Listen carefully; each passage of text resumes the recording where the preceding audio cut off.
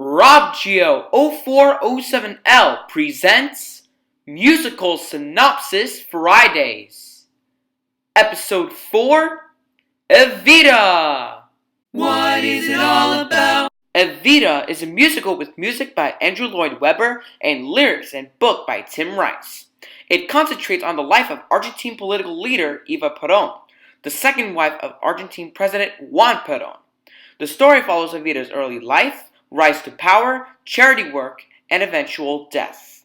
The musical began as a rock opera concept album that was released in 1976. Its success led to productions in London's West End in 1978, winning the Laurence Olivier Award for Best Musical, and on Broadway a year later, where it was the first British musical to receive the Tony Award for Best Musical. This has been followed by a string of professional tours, worldwide productions, and numerous cast albums, as well as a major 1996 film adaptation of the musical, starring Madonna and Antonio Banderas. The musical was revived in London in 2006 and on Broadway in 2012, and toured in the UK again in 2013 to 2014 before running for 55 West End performances at the Dominion Theatre in September to October of 2014. Act 1. In 1952, in Buenos Aires, Argentina, a crowd is watching a film that is interrupted when news breaks of the death of First Lady Eva Perón. Both the crowd and the nation go into public mourning, as Che, a member of the public, marvels at the spectacle and promises to show how Eva did nothing for years. In 1934, 15-year-old Eva Duarte lives in the provincial town of Junín and longs to seek a better life in Buenos Aires. Eva falls in love with the tango singer Agustín Magaldi after she meets him at one of his shows. Eva persuades Magaldi into taking her with him to Buenos Aires, and though he is initially resistant, he eventually accepts. Upon her arrival at the city, Eva sings about her hopes and ambitions of glory as an actress. After her arrival, Eva is quick to leave Magaldi, and Che relates the story of how Eva sleeps her way up the social ladder, becoming a model, radio star, and actress. He then tells of both a right-wing coup in 1943 and Eva's success, implying that Argentine politics and Eva's career may soon coincide. Che also makes a point to introduce the figure of Colonel Juan Domingo Perón, an ambitious military colonel who was making his way up the Argentine political ladder. In a game of musical chairs that represents the rise of political figures, Perón and other military figures compete for power and exhibit their political strategy. After a devastating earthquake hits the town of San Juan, Perón organizes a charity concert at Luna Park to provide aid to the victims. Eva attends and briefly reunites with Agustín Magaldi, who coldly shuns her for her past actions. Perón addresses the crowd with words of encouragement and leaps off the stage, meeting Eva as soon as he exits. Eva and Perón share a secret rendezvous following the charity concert, where Eva hints that she could help Perón rise to power. Eva dismisses Perón's mistress, the character is known only by that title, who ponders the rejection. Upon moving in with Perón, Eva is introduced to high society only to be met with disdain from the upper classes and the Argentine army. In 1946, after launching his presidential bid, Perón discusses his chances of winning the election with Eva.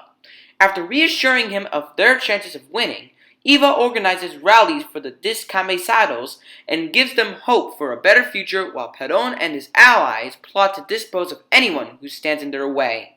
During the period between Act 1 and Act 2, Eva and Perón are married, a fact merely alluded to in the Casa Rosada balcony scene at the start of Act 2. Act 2. Perón is elected president in a sweeping victory in 1946. He stands on the balcony of the Casa Rosada addressing his descamisados, or shirtless ones. Eva speaks from the balcony of the presidential palace to her adoring supporters, where she reveals that despite her initial goal of achieving fame and glory, she has found her true calling to be the people of her country. Che analyzes the price of fame as Eva dances at the inaugural ball with Perón, now the president-elect. Eva insists on a glamorous image to impress the people of Argentina and promote Peronism. She prepares to tour in Europe as she is dressed for success by her fashion consultants. Her famous 1946 tour meets with mixed results. Spaniards adore her, but the Italians liken her husband to Benito Mussolini. France is impressed, and the English snub her by inviting her to a country estate rather than Buckingham Palace.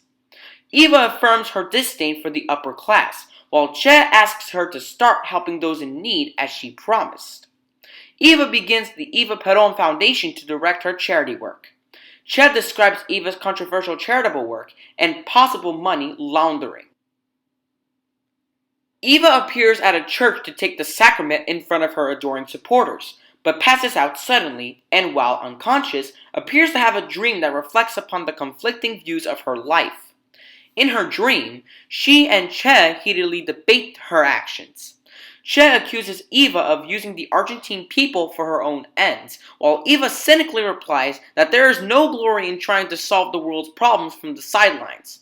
At the end of the argument, Eva finally admits to herself and Che that she is dying and can't go on for much longer. Che points out the disastrous results of Perón's policies on Argentina. Its treasury is bankrupt, its once thriving beef industry under rationing, and the press and other critics of the regime muzzled. Perón's generals finally get sick of Eva's meddling and demand that Perón force her to leave politics. However, Perón objects and claims that if it wasn't for her, they would never have achieved as much as they have. But he also concedes that she won't be able to keep working for long, as she will soon succumb to her cancer.